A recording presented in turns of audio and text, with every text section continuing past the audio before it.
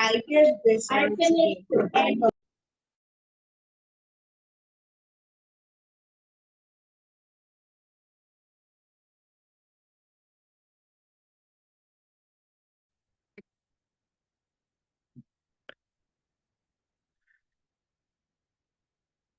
Hello, Hello, Miguel. how are you, Evie? Hello, Yang. Hello, this is Samuel from Uganda. Hello, Samuel. Miguel from Chile. Hi, everyone. We're going to get started in just a minute. We're a few minutes early. We're going to let everybody in.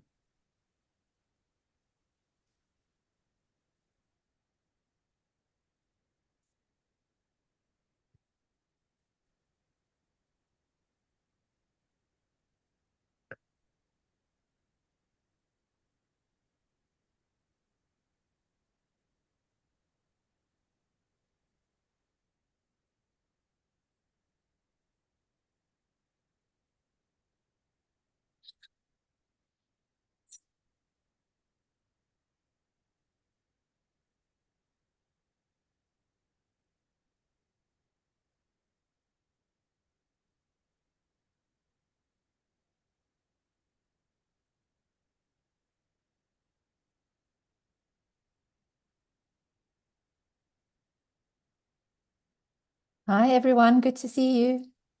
Hi, Claire. Hi. Hi, Claire. Good to see you too. I had some challenges Hi. getting in, so I'm glad you're all there. You're the important people. Great.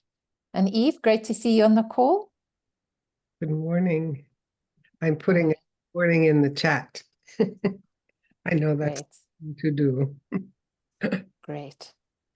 So I'm just checking on Shikafe because she's going to be kicking off the presentation and greeting for today. And then I'll be taking over the second half. So I'll just check on where she is. So, Claire, am I allowed to share my slides from my laptop, or you want to use the one I sent to you? Miguel, you should be able to share from your laptop. That's great. Okay. Nakakainis. Bye-bye. I love you. Bye-bye.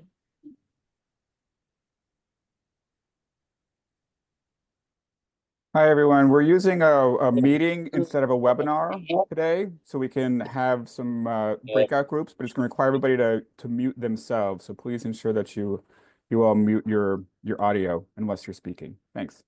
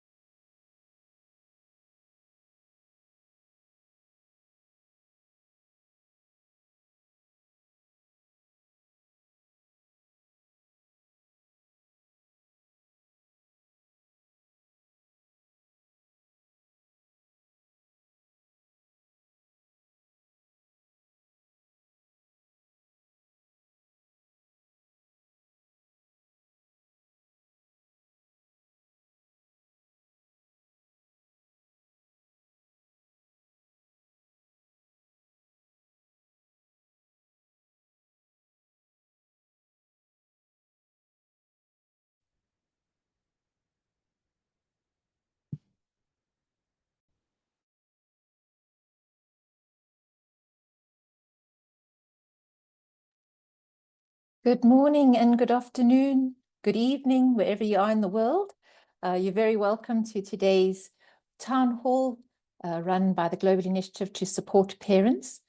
We have a few people still waiting to join us. We are having to admit people individually for today's webinar/meeting setup. So please do bear with us. And we're also waiting for some key presenters to join us. I believe there are some technical challenges. So please do bear with us. We'll probably give it another minute or two before we kick off. But in the meantime, please do feel free to share your details, your greetings in the chat box. It would be great to see who's on the call. And please feel free to chat there in the interim. We'll kickstart in, let's say, a minute or two. Thank you.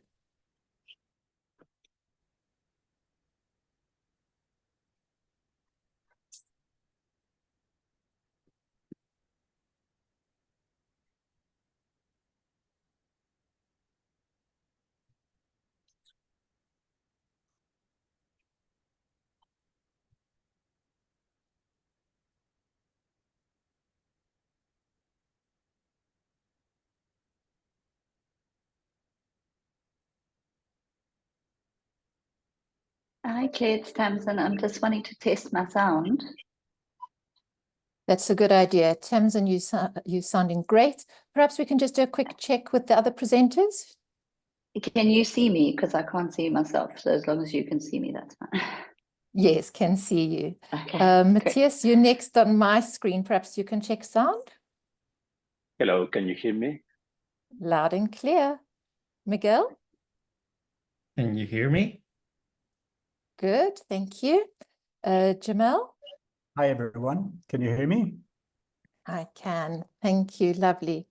And let's just check.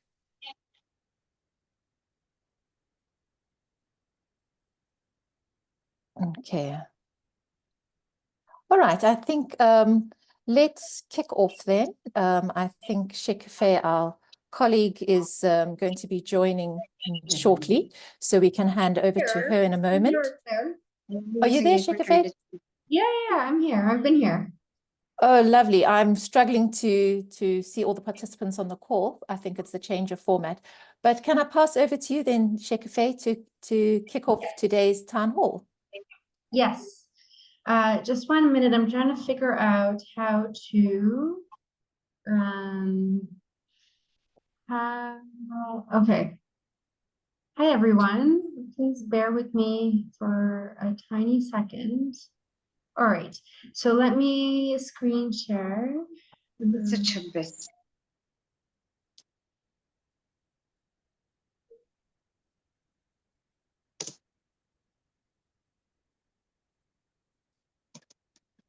Gosh. What happened?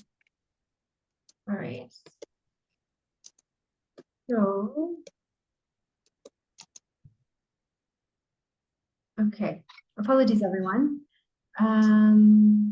Slideshow. Claire, can you see my slides? Claire, can you see them? Yes, all good. Thank you, Shekafe. And do you see them in presenter view or regular? Presenter view.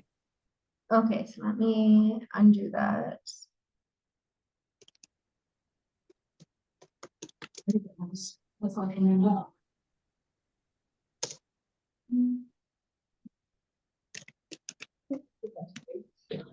All right.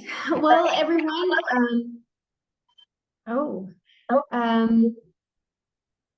Claire, can you mute whoever it is? I feel like there's a bit of... Certainly, and perhaps we can just remind everybody that we're in a different format today. So please be mindful if your microphone is open, we can all hear you. Please just do be mindful of that. Thank you. Thank you. Thanks, Claire. Well, Hi everyone, my name is Shakufe. I'm the Global Technical Lead with the Early Childhood Development Action Network. Really excited to welcome everyone for our continued Global Parenting Town Hall series. It's where we try to facilitate monthly conversations on various parenting related themes under the Global Initiative to Support Parents umbrella. So really excited to have everyone here. So what to expect today? We'll just do a brief news and upcoming events. I'm joined by my colleague Claire, who currently helps coordinate the Global Initiative to Support Parents. I'll provide a brief update on behalf of Dr. Aisha about the Common Elements project that is happening under the umbrella of the Global Initiative to Support Parents. We'll then go through a very exciting panel discussion that's going to be moderated by Dr. Tamsin Roshat.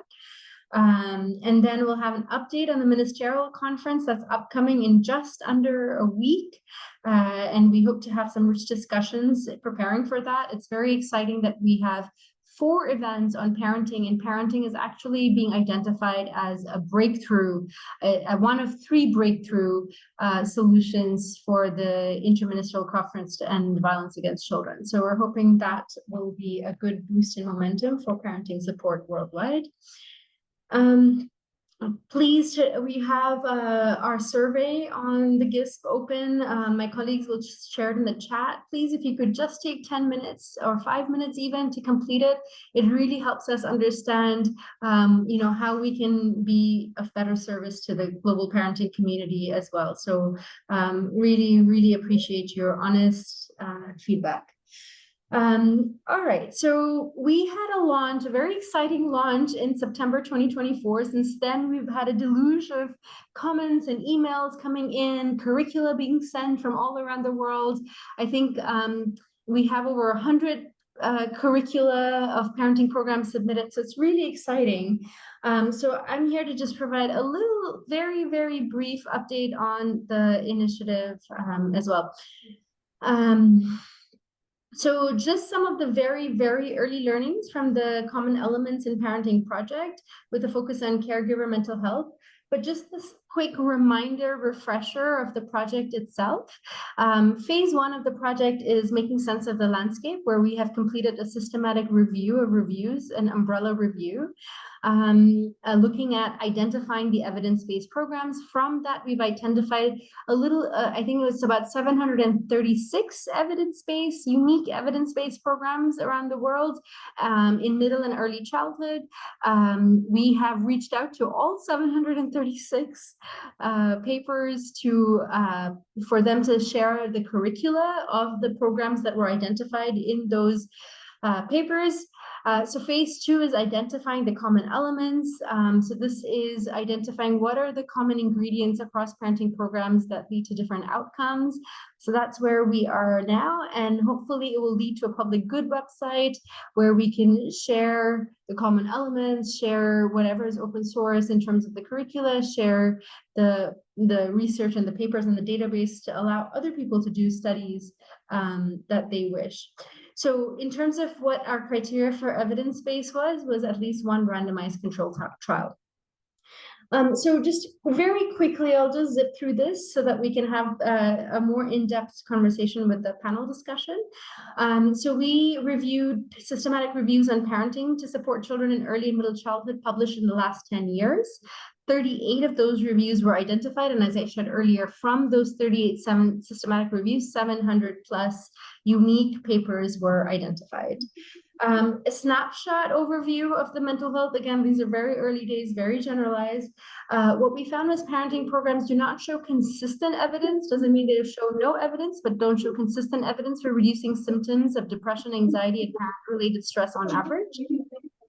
Some programs have been effective, and we must learn from their content. Example, do they include common elements and content that target the caregiver, or does the quality of the relationship between the frontline worker and parent make a difference, etc.? And then parenting programs on average seem to benefit positive mental health and well-being. So there were 3 lessons Aisha sort of picked out of it. One, they all seem very obvious, but really basic and important. One is who is our population of interest? How at risk are we talking about just generalized parent stress? Are we talking about more traumatized population in war and conflict settings? Clearly identifying who is the population of target, and learning about the needs. Lesson number 2 is, what content specifically that you would need to actually make a difference in caregiver mental health. There are a lot of generalized packages that we seem to be scaling all over the place.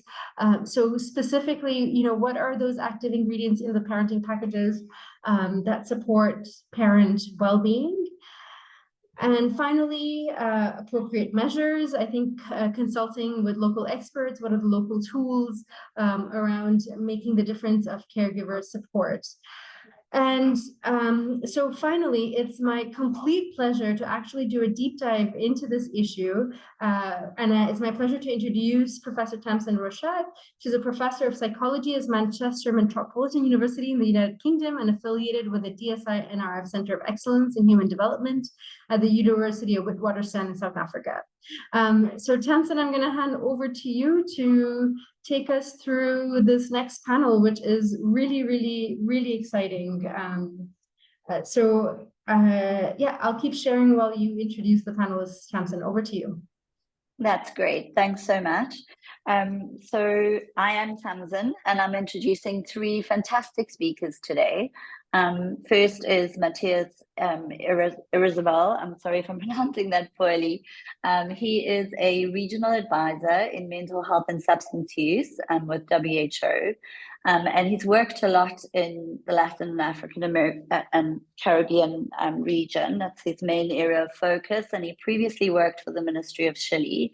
So he's got a really wide set of experience in designing and implementing national level, so ministerial level mental health programs that include parenting support programs. So he's going to present today from that depth of experience in Chile, but also for scoping work and review work that he's done across the region and sharing lessons with us. Dr. Miguel Cordero is both a child psychologist and a population health researcher. He has qualifications in both those areas. He's led a large initiative in the ministry in Chile as well, around several national early child development programs that have included mental health care. And so he's going to share with us some of those lessons specifically and some of the evidence that they have available to show us around how mental health and parenting can be supported together. And then last, we have Jamal Bakai, who is both an educator, but also a journalist and an advocate. He is going to speak a little bit from his own lived experience, but also introduce us a little bit to the work of the Parenting Forum, which is an international NGO, and to talk a little bit about the importance of those networks and the role of the parents. And so I'm not going to take any more time. I'm rather going to suggest that we start with Matthias's presentation. I think Shakifi is going to control it himself, and I will just be here to monitor time.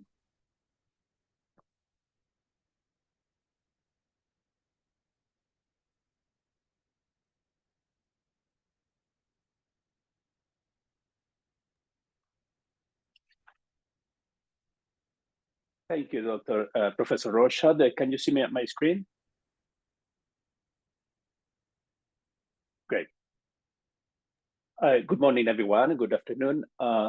As both a child psychiatrist and the WHO's regional advisor for mental health, I was Sorry to interrupt. Matthias, I think you're in, you certainly for me are in presenter mode, not in full screen. If you want to swap displays, perfect. Sorry to interrupt.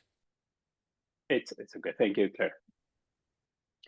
So I was telling that I observed that the relationship between parental mental health and child outcomes is complex and multifaceted. And today I'll share some evidence from our region of the Americas that demonstrate both our successes and challenges in supporting families through evidence-based interventions.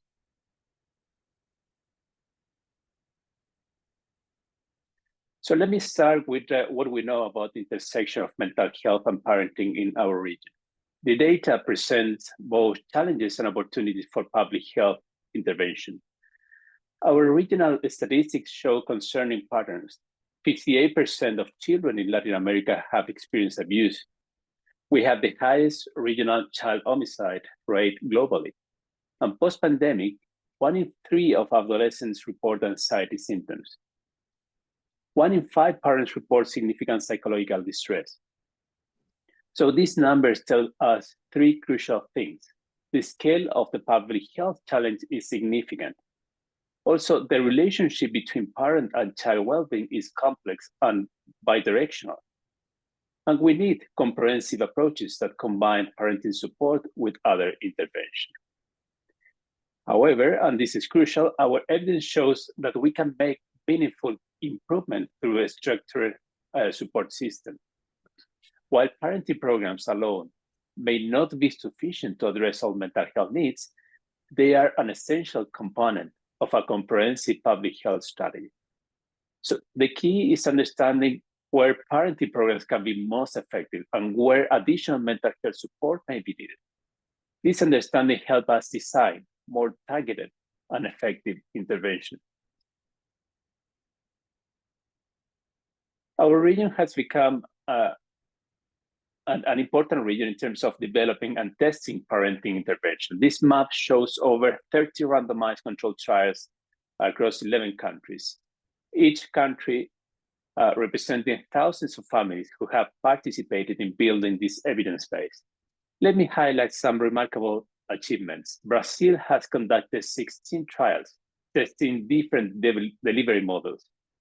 Jamaica's pioneering work with top trials has influenced global programs, and Colombia's more than 10 trials show how to scale effectively. So what makes this evidence particularly compelling is its diversity. We tested interventions in different health systems across different cultural contexts with different research levels using multiple delivery models. So this evidence base directly informed WHO's 2023 guidelines on parenting intervention.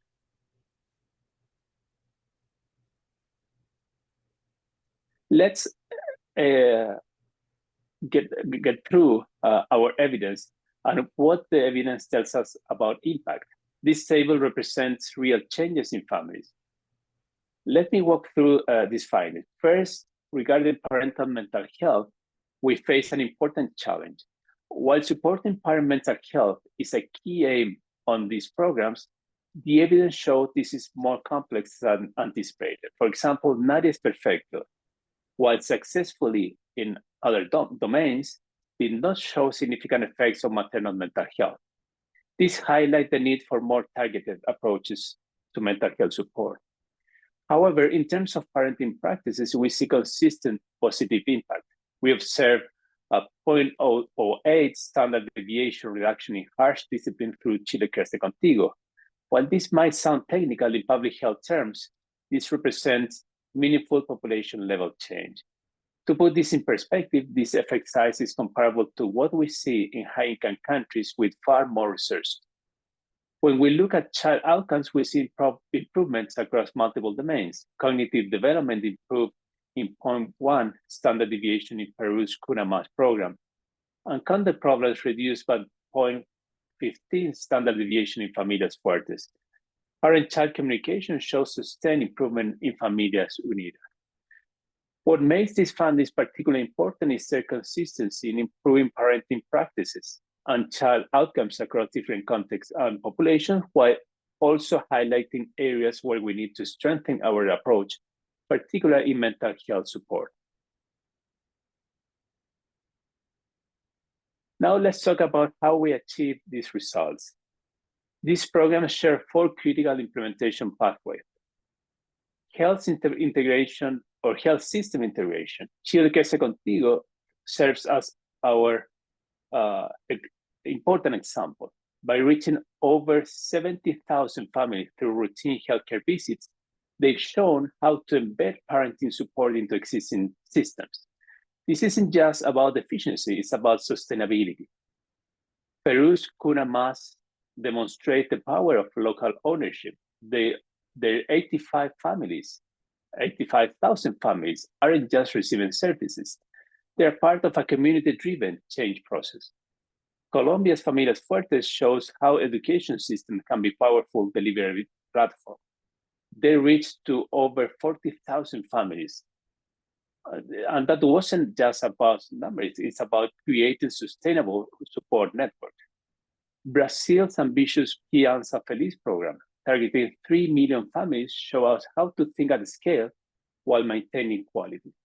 So the key insight here is that successful implementation isn't about choosing between these models, it's about adapting them to local context while maintaining core components.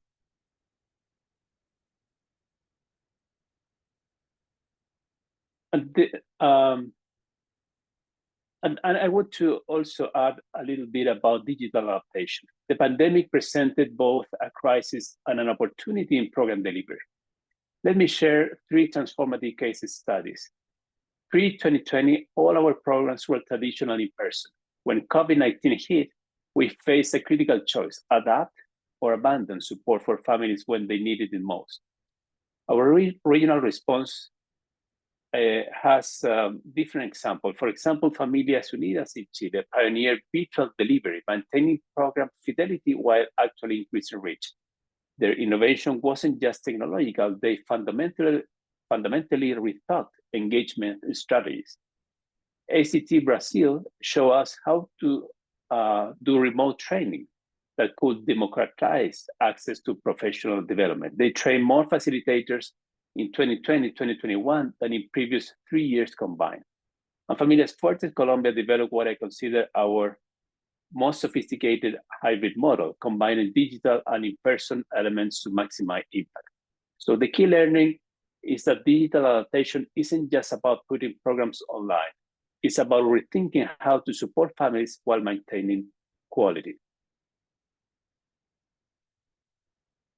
Let's be candid about our implementation challenges while examining proven solutions from our region.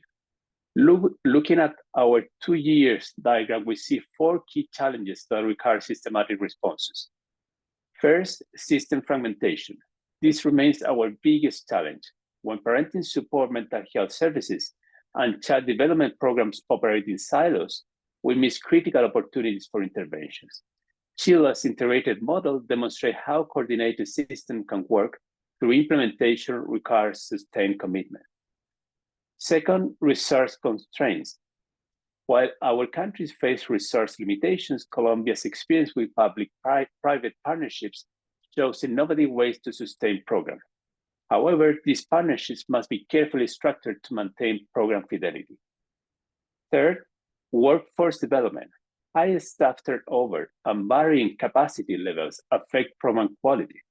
Brazil's systematic approach to training and supervision offers a viable model, particularly in standardizing core competencies while allowing for local adaptation. And fourth, quality and scale. Peru's monitoring system demonstrates how to maintain program quality during expansion, but this requires both technical infrastructure and ongoing commitment to data use for improvement. So these challenges aren't just administrative. They directly affect our ability to support families effectively. The key insight from successful programs is that addressing these challenges requires coordinated action across multiple levels of the system. This brings us to our implementation pyramid. Universal support must reach 80% of families through integrated systems. Targeted prevention needs to focus on the 15% recurring additional support, and specialized intervention is essential for the 5% needing intensive support. Each level requires different strategies, but must function as part of a coherent system. So as a closing synthesis, let me conclude with 4 evidence-based imperatives that emerge from our regional experience. First, while we need to integrate mental health support systematically, we must be realistic about what parenting programs alone can achieve. The evidence suggests we need both universal parenting support and targeted mental health interventions, working in complementary ways. This means developing clear referral pathways and ensuring programs that can identify when additional mental health support is needed. Second, cross-sector collaboration is essential for success. Chile's intersectoral parenting system demonstrates how health, education, and social protection can work together effectively. This isn't just about coordination, it's about creating multiplicative effects through shared resources and expertise. Third, workforce development requires sustained investment. Our most successful program, like Familias Unidas, shows that standardized training and ongoing supervision are non-negotiable components. This isn't just about initial training, it's about building lasting capacity for mental health integration. Finally, robust monitoring systems are crucial. We need standardized mental health indicators that track both parent and child outcomes. These recommendations aren't theoretical. They are drawn for real successes and challenges in our region. When implemented together, they create sustainable systems that can break intergenerational cycles of poor mental health and support families effectively. Thank you for your attention. Look forward for the discussion about how we can implement these approaches in different contexts. Thank you. Great. Thank you so much, Matthias. We're just on time, so we're going to go on to the next two speakers. If you would like to put questions in the comment box, I'll try and keep track of them as we go through. Otherwise, I'll ask you just to hold your questions to the Q&A session at the end. And Miguel, I invite you to go forward.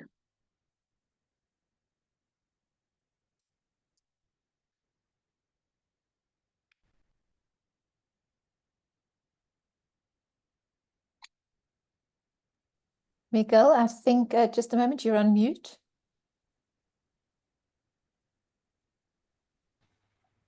You're still on mute. Hannah, if I can just ask you to help Miguel unmute.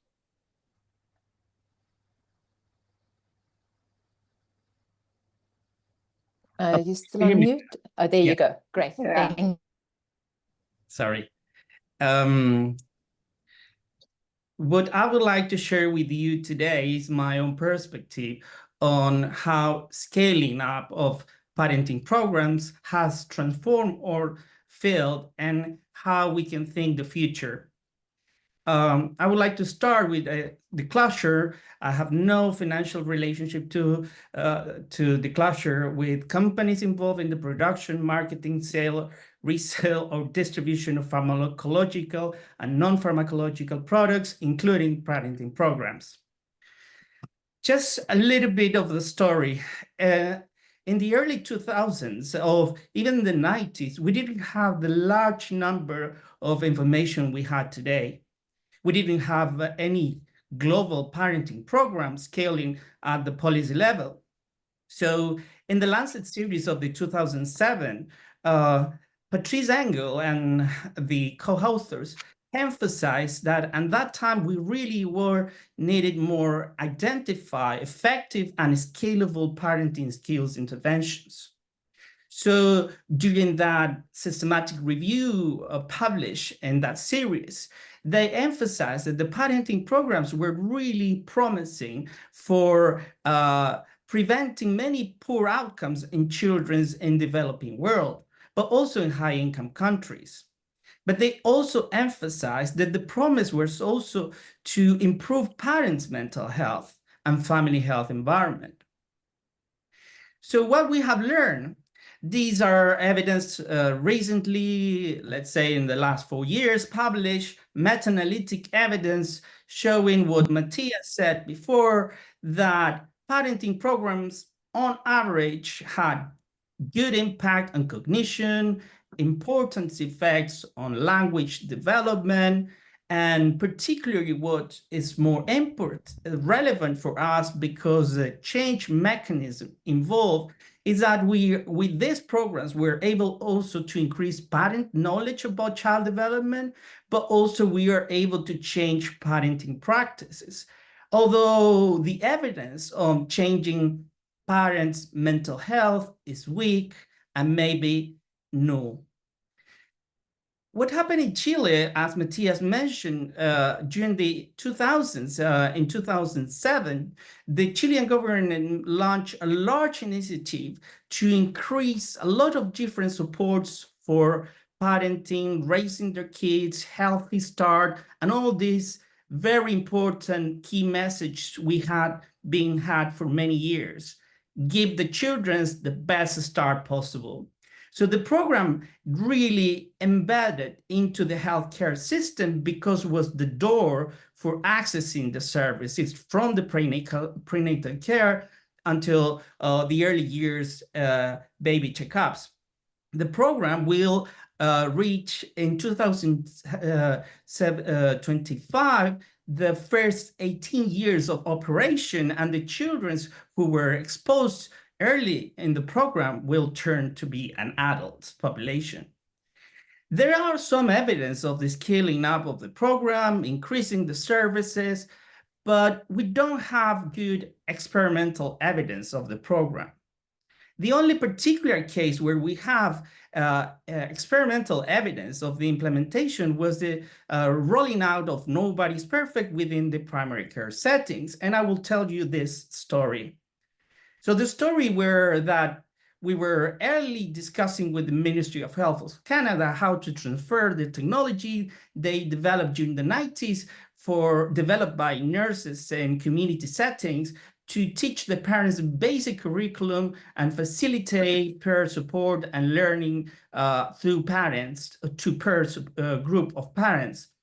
So we did a lot of pilots, early implementation, and when the rolling out of the program was reached the point that we were training at each primary care center of the country, local facilitators, we at the same start the process to running a large RCT. These RCT finished with the follow-up in 2014, 3 years after, on average, the families were exposed to the treatment. The program adapted original materials. We turned it into the Chilean culture. We changed a lot of the local particular messages that were culturally relevant for Canada, not for Chile. And we did a lot of work on emphasizing the relevance of fidelity on local implementers. The program and the RCT was implemented across the country. And maybe this is one of the largest experience running an individual randomized control trial, randomized participants, where we originally had a long list of 7,000 parents wanted to participate. Our main effects were, as you see in the meta-analytic evidence, was on vocabulary, was on social-emotional skills for the kids, but we didn't see an effect on executive function for the children. From the parent side, we observed effects on behavioral practices, actual practice the parent reports, including reducing using harsh discipline and physical punishment.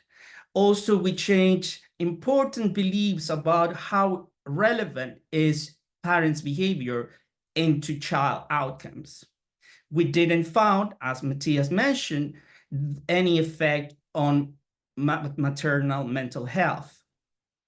The program scaled up, the program was rolling out, and monthly, the program had on average between 300 and 500 workshops, although the program failed the access during the pandemic, but still recovering, although there is a lot of new initiatives in Chile implementing different branded parenting programs. So what said the current literature of the World Health Organization? These are the promise. Parenting will reduce negative behavior. Parenting programs will reduce negative behavior, will enhance child development, will improve parental well-being, will increase the socioeconomic benefits, and will also help us to reach the sustainable developmental goals. What could be our next frontier? This is recent evidence published by my colleague Ilaria Costantini, a meta-analysis that integrate lots of randomized trials looking for the effects of parenting program on internalizing or anxiety and depressive symptoms later in life for the kids. And we can see there is some evidence that the parenting programs expose children have less risk to have anxiety or depressive symptoms later in life. Although this evidence it should be considered with caution because there is a lot of risk bias on these randomized trials. But what's our problem now? We have a lot of difficulties with dealing with common mental disorders in kids and young people. And we know that the anxiety disorders and neurodevelopmental disorders start early in life. And these parents are really struggling with how to dealing with their kids and how to help them. But the problem is we don't have enough resources. We don't have enough psychotherapists or even well-trained primary care providers that can provide support to the kids. And a very simple estimation and an optimistic estimation said that only 20% of the kids receive some kind of mental health support. Miguel, you have 2 minutes. Yeah, so what's the strategy? Well, we want to increase the therapists well-trained. We want to increase also the tasking switch in the health providers, but we also want to increase parenting support and teach the parents basic tools like teaching CBT. And this is my next frontier, the work on implementing parent-led CBT and doing the first pilots in Chile for a feasibility trial. My main comment at the end is we want to move to this next frontier, but we want to keep focused on using the strong evidence. And we will like to also focus on moving away from the parenting slogans, branding, and hypes, but still maintain hope and that the parenting programs can help us to dealing with these major challenges. Thank you very much.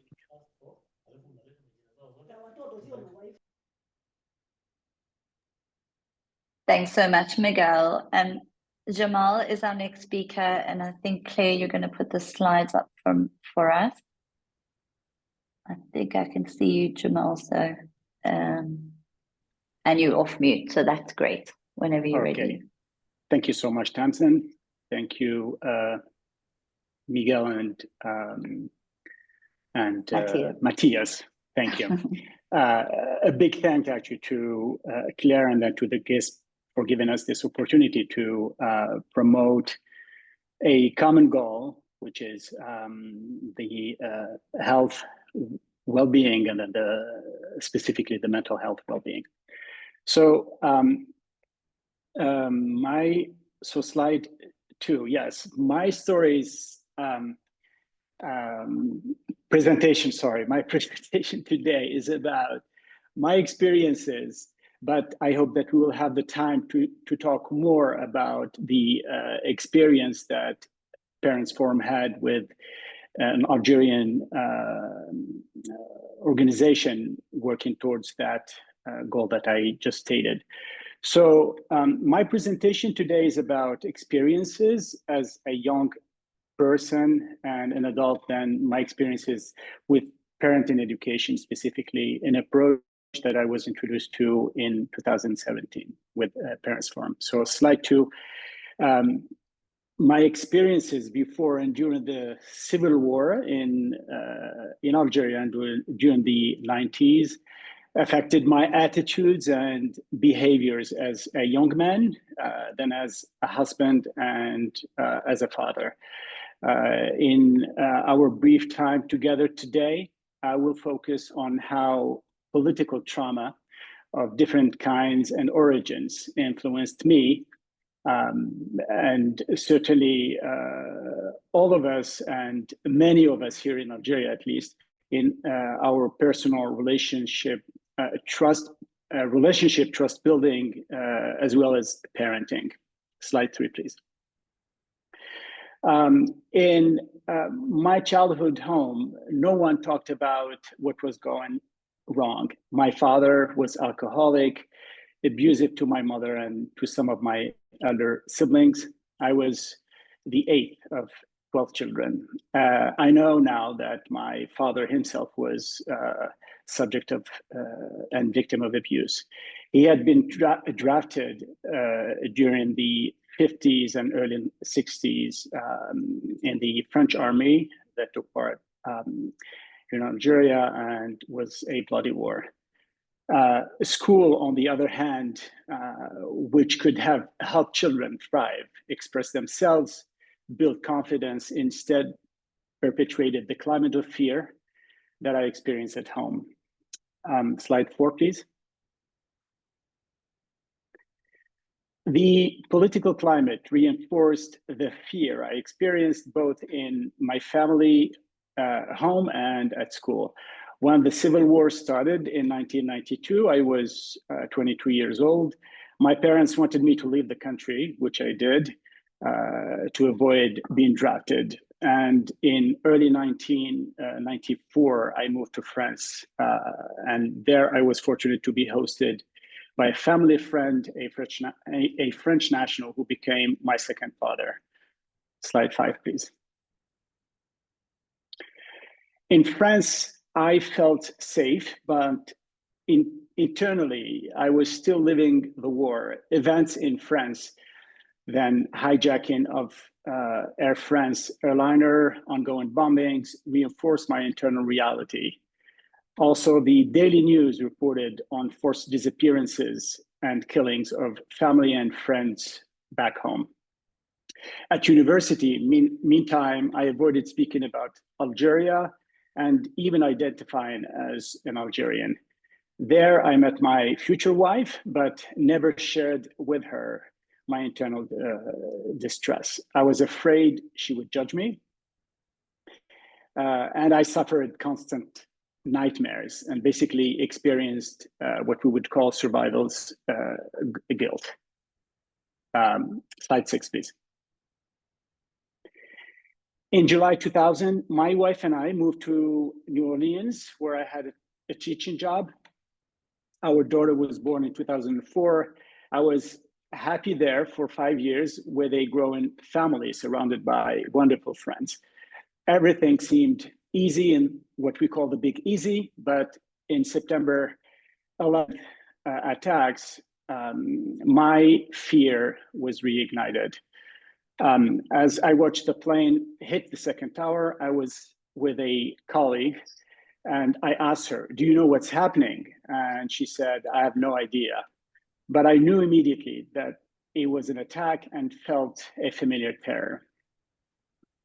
Slide 7, please.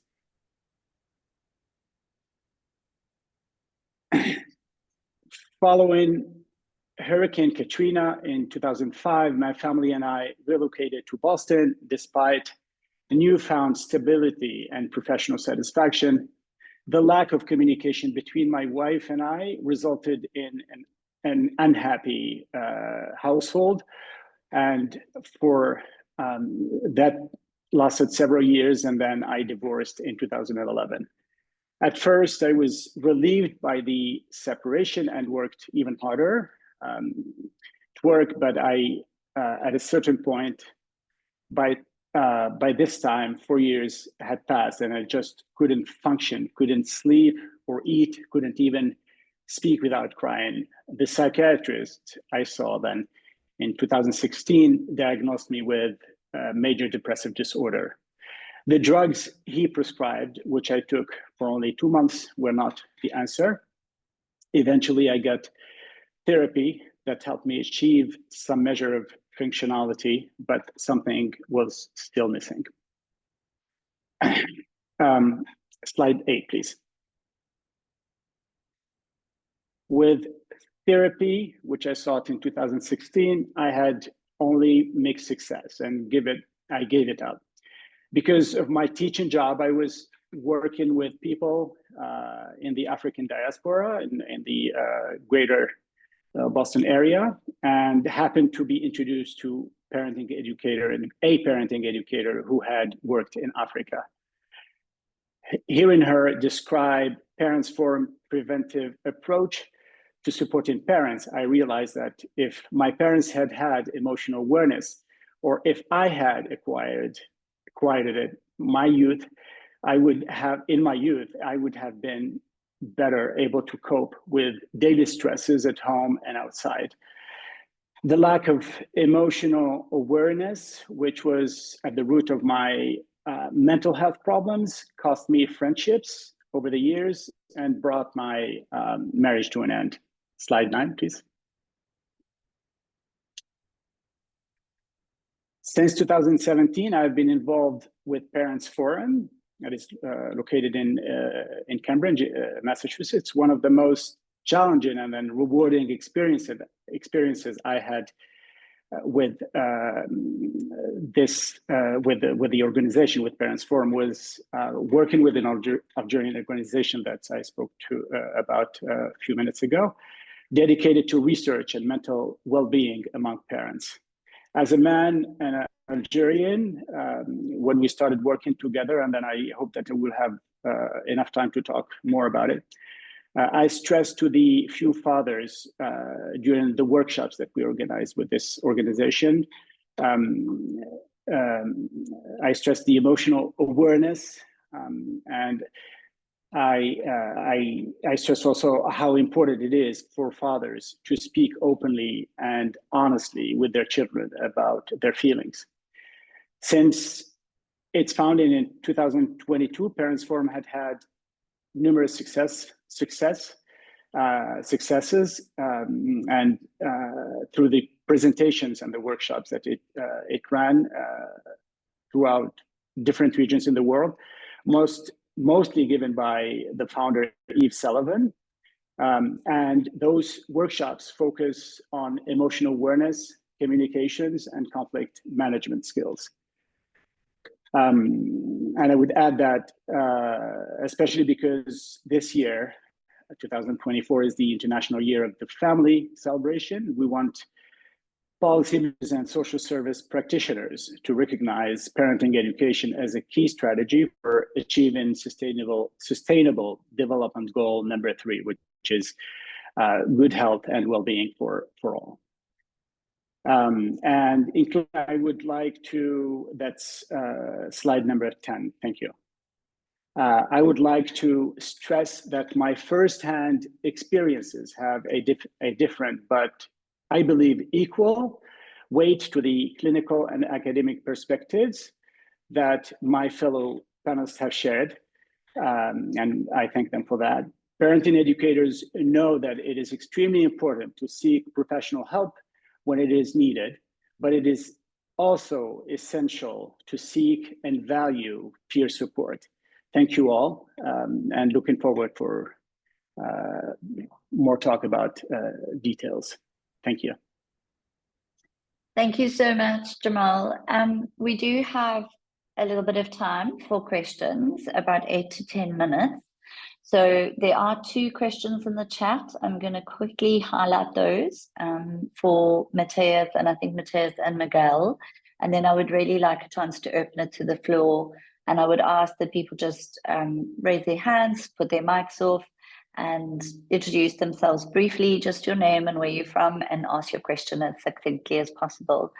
So Matthias, a question that came up around your presentation was in terms of whether PAHO and WHO have standardized measures. I think it links to your discussion on M&E and why M&E is important. So the question was whether you have standardized measures or indicators that you would recommend people use in M&E. And then the second question is also linked to sort of that WHO kind of setting, but I think all of that's in America, so you may also speak to it, Miguel, was about, are there core components that either of you would recommend? And I think, Jamal, you could probably speak to this too. The writer of the question asks, can we find resilience ingredients that are specific to culture and see if these improve mental health? So those are 2 questions in the chat. Maybe, Matthias, we can start with you. And obviously, everyone is welcome to raise their hands if they have more questions. Sure. Thank you, Thompson, and thank you for the question. Bajo WHO has developed some standardized indicators to assess mental health within parenting programs, and this aims to capture a well-rounded view of family dynamics, parental well-being, and child development. These 4 main areas to ensure that both individual and relationship aspects are considered, because we all know, working with families, that is not only the individual level that is important for the evaluation. So the first area is the parent level indicators. Tools like the PHQ-9 and GAT-7 assess parental anxiety and depression, and we have also metrics on self-efficacy, social support, and access to services that offer a deeper view into parental mental health. The other area is parent-child relationship indicators that focus on parent-child interaction quality, discipline methods, positive parenting practices, and family communication, which are key areas for fostering a supportive environment. The third area is child-level indicators. We must measure child social emotional well-being, behavioral challenges, developmental milestones, school performance, and any emerging mental health symptoms that may arise.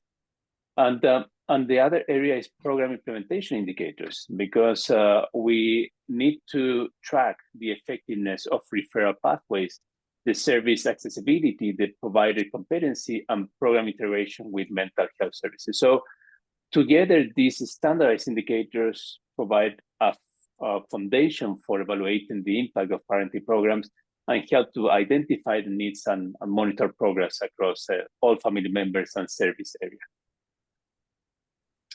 Great, thanks so much, Matthias. So the second question was a little bit, and I'll open it to all 3 speakers maybe want to comment. What are the core components that people can draw on, specifically around this concept of resilience in parenting, and whether resilience is where you find this key intersect between parenting and cross-cultural settings? So can we draw on particular cultural resilience points and make those core components as a way to improve parental mental health? Miguel, Jamal, either of you want to respond to this one? Yes, Tamsin, I would like to go back to the previous question and Sure. something specific about the and this came up actually in the beginning of this meeting. I don't remember the name, but lesson 2 was about the specificity of the population or the community we target with PF, and I would focus more on our experience in Algeria. So there are trivial things have to do with translating, not only linguistically speaking, the program or the curriculum to a different audience or community. So that was a challenge, one of the challenges, because Algeria, just like other countries around here in Africa and around the world, they speak what we would call a former Arabic and a former French, but at home they speak a different language. So we had to deal with that, and that was a big challenge actually. So translating the curriculum, but getting to make it suit the culture here in Algeria. Now, other challenges, and then related to the specificities, is the culture of silence. Sorry, I mentioned that silence that was inherited well before even the Civil War. So it's from one war of liberation to a civil war, and people developed that kind of behavior that was extremely difficult to engage communities to talk, just basic communication. And the third one I would say is also the role of fathers within the family. So how fathers can contribute or just engage or be involved in the parenting education. And that was another challenge. Thanks, Jamal. I'm going to check if there's anyone in the group who've been fantastic and listened to all of these presentations, whether you have questions that you want to raise. Otherwise, we're close to time. And so I'd like to just wrap things up in a perspective, trying to draw together the three talks. So, Something. Hi. Can I add some words about the core components? I do think with meta-analytic and network meta-analysis evidence we have today, we have identified something that we knew many years ago: parenting programs that involve parents and child in the session, working together and focus on relationship, have better outcomes for the children, and probably will have some preventive effects on mental disorders. And I think that's the strongest evidence we have to promote parenting programs, not just giving parenting classes or parenting groups, bringing the children to the session, and also using a curriculum that focuses on increasing social networks. So we know that by mediation analysis, the main effects is because the parents increase their social networks and they get new knowledge from their peers. Great, thanks, Miguel. Really important point. Can I open the floor? And I'm going to give 15 seconds to anyone who wants to speak up. Otherwise, I'm going to try and draw things together. You have to unmute yourself. Hi, Alan Gregoire from the Global Alliance for Maternal Mental Health. I put a question in the chat, so I'll just repeat it. There are quite a few RCTs now demonstrating the effectiveness of cheap psychological and brief psychological interventions for maternal depression in the perinatal period that have been tested in both now high-income and low and middle-income countries. But I don't know the literature on parenting programs. Could you enlighten me as to whether any of the parenting programs, which in themselves don't seem to have much impact on parental mental health, have incorporated those psychological interventions? And incidentally, they require minimal training for non-professional lay therapists. Miguel, do you want to have a first go at that? Yeah, in terms of so the systematic review. Can have some ideas. I do think you're completely right. From the 2000s, we know that very simple interventions in perinatal period can prevent perinatal depression and can also reduce the risk for poor outcomes in the kids. The problem is that we consider the parenting interventions as the infrastructure where we deliver a lot of different targets. As maybe we can put a lot of pressure on different outcomes and not finding what's the focus of the original design. I do think it's the problem with we put so much expectations in only one intervention can solve all the problems. It can be tricky, but I agree. Maybe we have included some self-support and self-care and CBT key messages in Nobody's Perfect, but it actually didn't have any effect on the mother's mental health in the long run. So long-term effects. Maybe in the short term you can have some effects, but we can see that using CBT led by parents maybe can also improve parents' mental health, reducing anxiety in the mothers.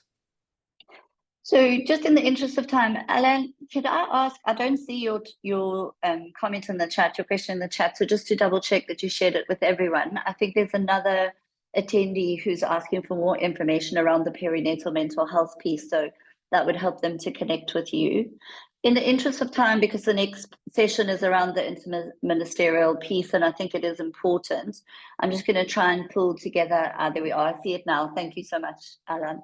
I'm going to try and pull together some ideas. I think it's really important that we acknowledge, I think from Matthias' talk, there is a lot of evidence. So although we need more evidence and we're calling for evidence to help us know how to approach mental health, There's a lot of evidence available. A lot of it is from very robust randomized controlled trials. And Miguel has put in the chat a really nice example of Ilaria's meta-analysis that really pulled out what are all the core components that are helpful in interventions, both for children and for parents. And so we do see that there is this common thread of the parent-child relationship being very important. And we also see across all of these studies that mental health is critical to consider when you're thinking about bringing about parental change or parental support. I think Matthias has also highlighted that parent-child relationship by making us think about parenting is bidirectional. There are things that come from within the child and there's things that come from within the parent. What I think is central that Jamal was sort of highlighting for us is also context, context, context. And context goes beyond where you are right now. So there's your own history that you bring to a relationship as a parent. There's the context where you've been, your history of yourself as a person, but then also the place in which you are now. And there are challenges around adapting these kinds of interventions in different cultures, and that we need to be prepared to be in those discussions with policymakers, with parents themselves, and also to engage with the science beyond the notion of just let's focus on fidelity, right? So there is a shift between fidelity and adaptation where there are interesting conversations to be had. Because when I saw the question about can we use resilience in another culture as a core way to improve mental health, the principle of resilience is if you find things in your culture that do foster resilience, however you design that, that probably is a leverage point. And it probably is tied to parenting and parent-child relationships. So I think even though in some ways our discussions have been either very technical about the evidence that does exist, and we are highlighting we need better M&E frameworks, we need to be clear about the programs we might miss. So are we thinking parenting programs and not scooping in things like perinatal mental health, where a lot of work is done on mental health that may impact on the parent-child relationship or child outcome? We also equally have to pay, as we begin to scale these programs, attention to the cultural context and how we adapt, and that parent voices and parent forums are really critical for us doing that successfully. I see a few people have popped more questions in, but I'm not sure we have time to address them. I will invite the speakers, perhaps as we continue into the next session, to feel free to respond to those chats as well. Claire, if you're happy to end there. Yes, thank you so much, Tamsin. And indeed, we could spend much more time delving into the specifics of these issues and really exploring what it means for fidelity, adaptation, and scaling. But we do need to move on to the next agenda item for today. And I'd just like to take this opportunity to really thank you, Tamsin, for leading this panel, for your insightful reflections, and indeed to each of the panelists for sharing your expertise, personal reflections, and really enriching the conversation around supporting parents' mental well-being. So thank you for your time. And we are going to move on now to another presentation. It's going to be a presentation from Dr. Isang Awa, and I'm just going to give a little heads up in terms of her discussion.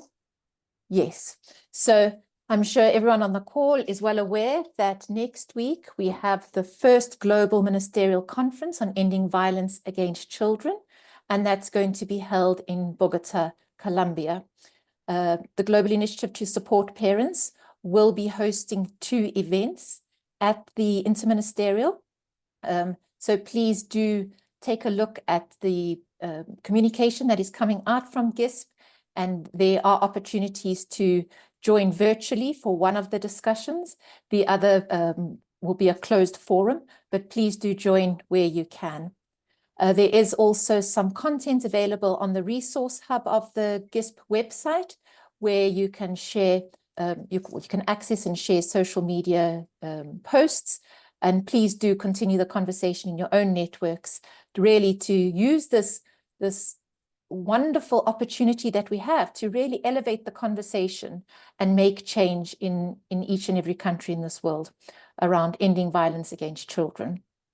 So with that kind of context, I'd like to introduce everybody to Dr. Isang Awa, our very dear colleague and partner at the Global Initiative to Support Parents.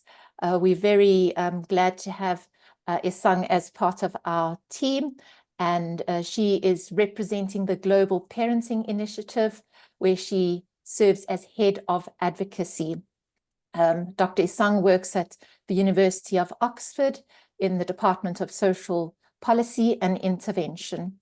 Dr. Isang has been instrumental in igniting conversations across the globe at country level, policymaker level, civil society level, really getting stakeholders to get behind pledges for the interministerial. And I think I'm going to hand over now to Isang to take us through her slides and give us a brief update on what we can expect at the interministerial. Just to also flag that after Isang's presentation, we will be moving into facilitated breakout rooms. We'd really like to hear from you, the global parenting support community, on what is next, what comes after the interministerial. It's this key moment, but how do we take things forward after that? So please keep your questions and comments ready for that discussion after Isang's presentation. Enough from me, over to you, Isang. Thank you. Thank you so much, Claire. Can you hear me? Can everyone hear me? Great, yes. Thank you. Please, can you share my presentation? Do you mind sharing my presentation? Okay, you're going to have to give me a moment. Okay. I had thought you were going to. Okay, while you're doing that, I'd like to first of all thank you, Claire, and the EGDAN team for the opportunity to present today, and good day, everyone. Thank you for joining us. I also want to appreciate the previous speakers for the amazing presentations and the insightful reflections. So to set the stage, Claire has already said we're going to have a breakout discussion. I will start with a brief presentation on the Global Ministerial Conference. And I'm presenting on behalf of my colleagues, Cassia Carvalho and Professor Lucy Clover, who worked with me on the presentation. The next slide, please. So for the first time ever, I'm sure this slide, most people are now familiar with this image. For the first time ever, there will be a global ministerial conference on ending violence against children. It's hosted by the governments of Colombia and Sweden with the support of the WHO, UNICEF, and the United Nations Special Representative of the Secretary General on Violence Against Children. It will be held next week, like Claire already said, on November 7th to 8th, at Bogota, Colombia. And if it is delivered successfully, this international mobilization of ministers dedicated to preventing violence against children will secure significantly enhanced commitments to child protection. The next slide, please. The ministerial conference is expected to have several outcomes, including the following. 1, revitalize country commitments for preventing and ending violence against children. Announce renewed collective child protection member state-led initiative. We're going to have Pathfinders 2.0. Launch the first ever child/youth-led movement dedicated to child violence prevention. Agree an intergovernmentally consulted declaration and host additional high ambition convenings on issues related to ending violence against children. The conference will provide a platform for mandated ministries and non-governmental allies to share implementation lessons and identify ways to scale up proven strategies. The next slide, please. So I'm going to take a moment to share what the conference will look like. The ministerial conference is first and foremost a meeting of ministers and their delegations. Although every effort has been made to involve civil society representatives, children, youth, and survivors of violence. And we're expecting that about 1,000 delegates will attend. Attendance is based strictly on invitation. Invitations were sent to governments, UN agencies, NGOs, academics, donors, and private sector representatives. We will also have a number of children and youth champions from various countries at the conference. Survivors and 1 to 2 national civil society groups will be selected to participate too. And if you're interested, you can find the program on the website. Additionally, there will be a live stream available for those who are interested in following the conference proceedings. The next slide, please. In addition to the two-day conference, satellite events will take place 3 days prior to the conference. That is from November 4th to 6th, we will have satellite events in nearby venues in Bogota. The satellite events are organized by partners, and you can read about them on the conference website. Here on this slide, you can see some of the satellite events. The next slide, please. So all 193 member states received an official invitation to attend the ministerial conference and were encouraged to undertake preparatory efforts to determine their progress and additional commitment to ending violence against children. The preparatory sessions, also known as national preparatory sessions, were convened in the different countries by a senior government focal point, ideally the minister mandated on violence against children, with support from the WHO and or UNICEF country office. In most countries, the country pledges and commitments were drafted during the national preparatory sessions that took place in the country. And the deadline for countries to submit their pledges was last Friday, October 25th. And next week at Bogota, global ministers will gather to announce their national commitments and pledges. The next slide, please. This slide has the objectives of the national preparatory sessions, and there were 3. 1, to consider and capture the national violence against children story. 2, to agree on an enhanced national commitment to ending violence against children, and to initiate discussions on a reinvigorated member state-led initiative to end violence against children. The next slide, please. And I want to briefly talk about the pledging priorities. So the ministerial conference represents a pledging platform for governments, non-government actors, and donors to drive a step change in support for SDG 16.2, ending all forms of violence against children. Each ministerial delegation attending the conference will be allocated a high profile to announce and be recognized for their enhanced commitment. And countries were encouraged to make a specific, measurable, and actionable pledge that represents an enhanced, concrete national commitment to ending violence against children.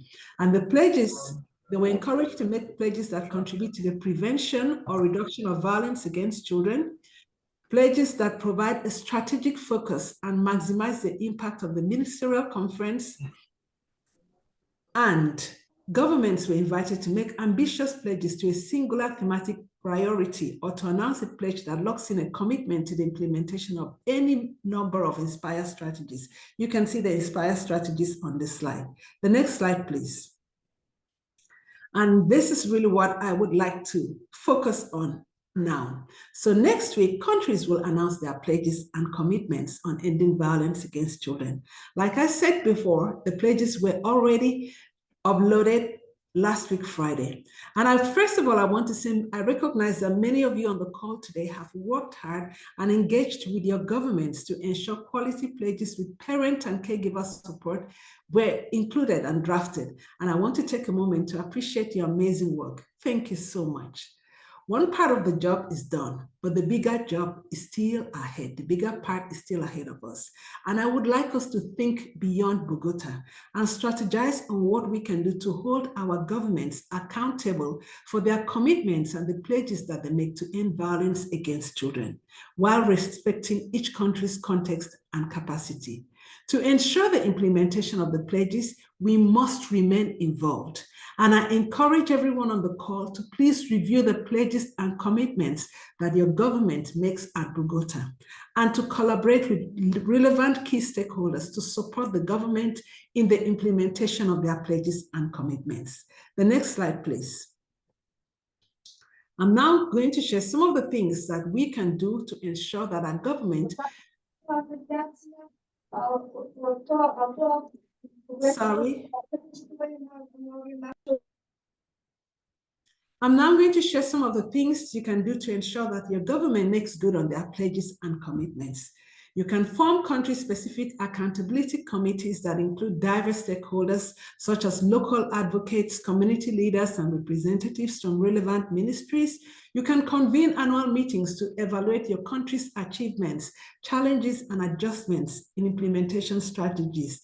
You can also develop a monitoring framework aligned with Inspire framework with standardized indicators that can be adapted to your country's unique circumstances, enabling systematic tracking of each strategy's progress. You can also encourage public reporting and transparency, empower community-level accountability mechanisms, advocate for legislative and budgetary accountability, and utilize media and public campaigns to raise awareness and demand action. In conclusion, I want to say this is a pivotal moment in the fight to end violence against children. We possess the tools and evidence. Parent and caregiver support is proven to be effective. With the pledges and commitments made in Bogota, we now have a shared responsibility to hold our governments accountable and ensure that their commitments are implemented. Let us seize this opportunity to build a safer future for our children. We're now going to have breakout rooms to discuss key areas for the ministerial conference and what is next. And this will be facilitated by Brett, Claire, and me. Please, everyone, let's jump in there, engage with the discussions, and contribute to what next. What can we do next beyond Bogota? Thank you, everyone, and back to you, Claire.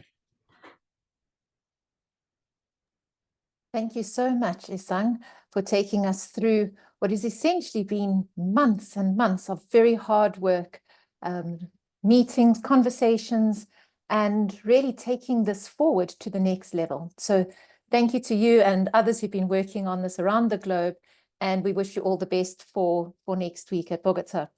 But let's go now to those breakout rooms. I'm going to ask my colleague,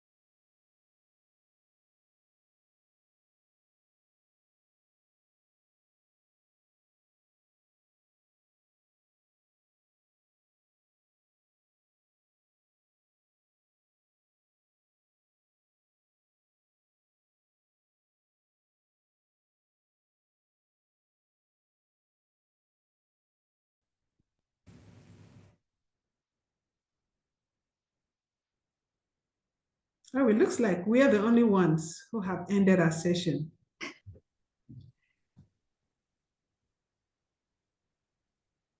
We have just 2 minutes left. We're either very early or very late. I think we're very early. I think we're very early. I'm following the run of show I got. So at about this time, everyone should be back in the main session.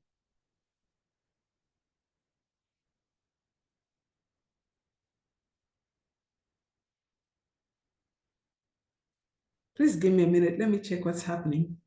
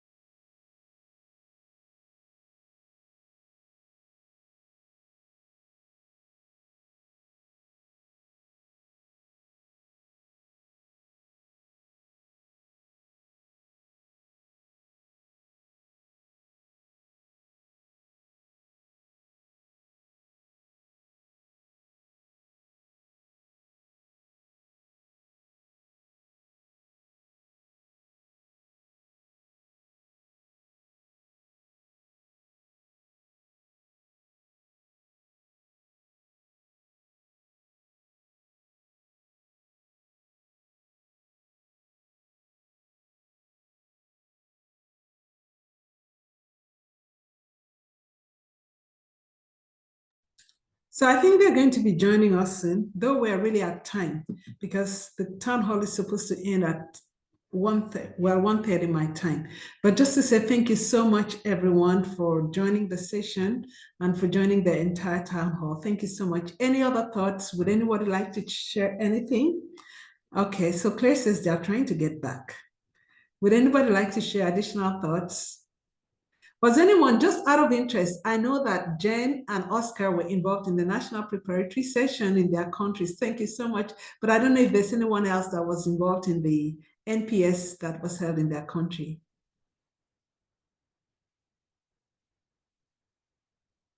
Anybody else? Was anyone else involved?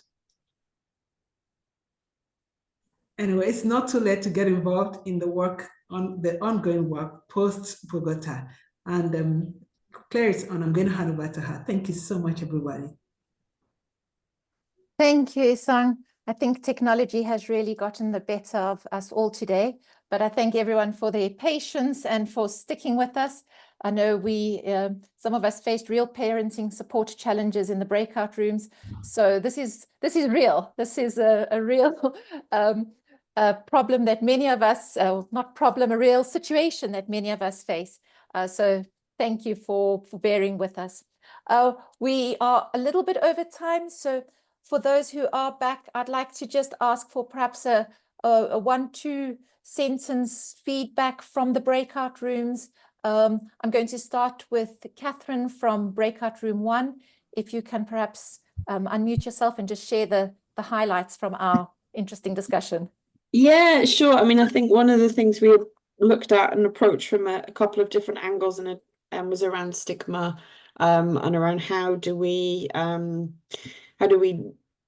increase the kind of acceptability and the awareness of parenting programs, thinking about different types of parenting program and also very different contexts. Thank you. Thanks very much, Catherine. It's hard to capture it all in a very short feedback session. Is there somebody, Brett, from your breakout room who can share very briefly the discussion? Sure. In the interest of time, I'm just going to chime in. But we talked about the need to ensure that the follow-up is really targeting vulnerable populations in terms of policy and interventions.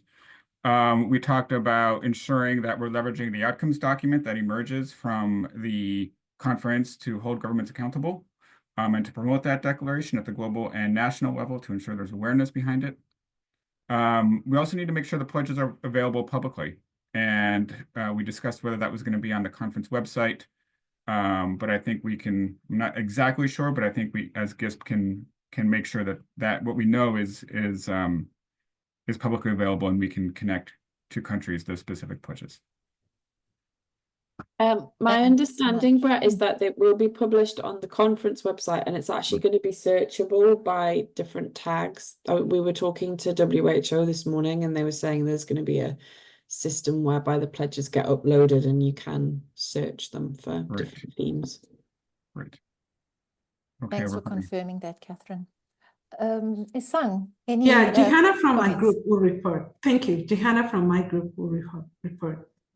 Sure. So we just talked about the importance of ensuring that good M&E is in place to keep track of the pledges after the conference. Also, the importance of context. So knowing who are the key players in each country or setting, and really who are the real policy makers that we need to advocate successfully with. Being a good advocator, we talked about, or an advocate, sorry, is being a good communicator and constantly being involved in stakeholder mapping. And we also talked about establishing op-eds and helping craft the government positions. And while we're maintaining the technical support, also making sure that that rapport is constant with government officials and policymakers. And that was about it. We also just briefly mentioned about prioritizing parental mental health on the pathway to better child health and well-being. Thank you so much for that feedback. We appreciate it. And it's really great to see the very useful comments that's coming from the group, just in terms of very practical next steps, things we can really get our teeth in as civil society to really drive the pledges becoming a reality across the globe. So thank you for that. And thank you once again, Dr. Isang, for leading us through this discussion, and best wishes for Bogota next week. We've come to the end of today's town hall. Thank you once again to all the presenters, the panelists, moderators for being here. Thank you to you as participants for joining today's call and for bearing with us with technology bugs. They seem to always get the better of one during these calls, so thank you. Please note that the town hall at the end of November will be the last town hall for the year. So please do join in. We will be sharing some promotional material during the course of November. Last punt for the survey on that's available to add your voice to the direction of GISP and feedback to GISP. So with that, I'm going to say thank you to everybody once again. Enjoy the rest of your day, and we will connect on various digital platforms over the coming weeks. All the best. Bye-bye.